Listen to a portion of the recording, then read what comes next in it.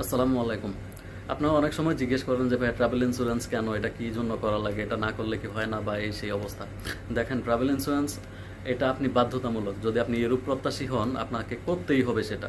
তো এটাতে কিন্তু মানে ফাঁকি দেওয়ার অনেক বড় জায়গা থাকে। এখন ট্রাভেল ইন্স্যুরেন্স আমরা কিভাবে বুঝবেন যে এটা অরিজিনাল নাকি ফেক?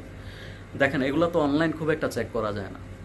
আপনি করতে পারবেন কি, আপনি ওদের ট্রাভেল ইন্স্যুরেন্সে নাম্বার দেওয়া থাকে, অফিসিয়াল নাম্বার দেওয়া থাকে, আপনি যে কোম্পানি থেকে করছেন ওদের ইমেল, অফিসিয়াল নাম্বার এগুলো দেওয়া থাকে, আপনি ওখানে সরাসরি যোগাযোগ করে আপনি জেনে নিতে পারবেন। ওদেরকে মেল করলে ওরা আপনাকে জানাই দিবে। কিন্তু আপনি যদি না জানেন কিভাবে চেক করতে হয় বা কিভাবে চেক করা লাগবে, তাহলে আপনাকে ঠকানো সহজ।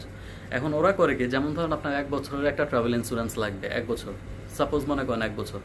এখন কেউ একজন টাকা বাঁচানোর জন্য করে দিল 3 মাসে, কিন্তু আপনি তো বুঝতেছেন না এটা কি 3 মাসের না 1 বছরের। তবে হ্যাঁ, ট্রাভেল ইন্স্যুরেন্সে আরেকটা মজার জিনিস হচ্ছে, আপনি যখন 1 বছরের ট্রাভেল ইন্স্যুরেন্স করবেন তখন একটা ডিসকাউন্ট পাওয়া যায়, যেটা আবার 3 মাস যখন আপনি করবেন 3 মাসে বেসিক্যালি হয় না। ওইটা কিভাবে করা লাগে, ডে ওয়াইজ কাউন্ট হয়। আপনি ডেটটা সিলেক্ট করতে পারবেন 1 থেকে 3 মাস অব্দি, অর্থাৎ 90 দিন। ঠিক আছে। এখন এই টাকার পরিমাণটা কাউন্ট হবে ডে ওয়াইজ, পার ডে একটা অ্যামাউন্ট থাকবে, ওই অ্যামাউন্ট অনুযায়ী কাউন্ট হবে।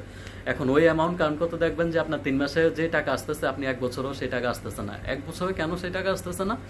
1 বছর যখন আপনি করেন তখন ওদের একটা ডিসকাউন্ট থাকে, ওদের একটা ওই প্ল্যানটা ওইভাবে থাকে। তারাই আমার কাছে ট্রাভেল ইন্স্যুরেন্স চাইছে, আমি বেশিরভাগই তাদেরকে 1 বছরে করে দিছি। এখন ইউরোপের জন্য দেখেন, একটা ম্যাক্সিমাম একটা ইয়া ধরা থাকে, মিনিমাম একটা ইয়া ধরা থাকে 30,000 ইউরো বা 20,000 ইউরো। এখন ওইটা আপনার মিনিমাম থাকতে হবে, ওইটার নিচে হবে না। তো এখন দেখা গেছে আপনি এমন একটা অ্যামাউন্ট চুজ করছেন যেটা 20,000 ইউরোর কম, তাইলে তো ওদের ইয়ার সাথে যায় না সেটা। তো ট্রাভেল ইন্স্যুরেন্সে এই ব্যাপারগুলো থাকে। এখন এগুলো যদি আপনি না বুঝেন তাইলে আপনি তো বুঝবেন না জিনিসটা, যেটা অনেকেই ভুক্তভোগী, অনেকেই আমাকে জানাইছেন অলরেডি।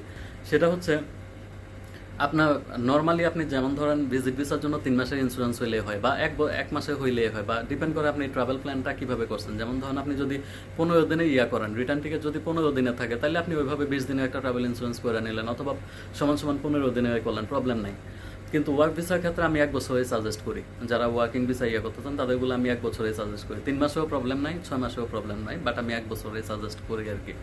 যেহেতু 1 বছরে আমার ওই টাকাই আসতেছে, তাইলে আমার 1 বছর করলে তো প্রবলেম নাই।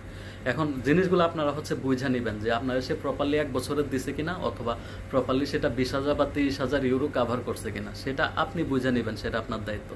এখন ওরা টাকা বাঁচানোর জন্য ফেক বানায় দেয়, ওরা টাকা বাঁচানোর জন্য 1 মাসে একটা কম টাকা করে দেয়। তো সেটা আপনি যদি না বুঝতে পারেন, সেটা আপনার ব্যর্থতা। ট্রাভেল ইন্স্যুরেন্সের জন্য আপনার ভিসা ক্যান্সেল হবে।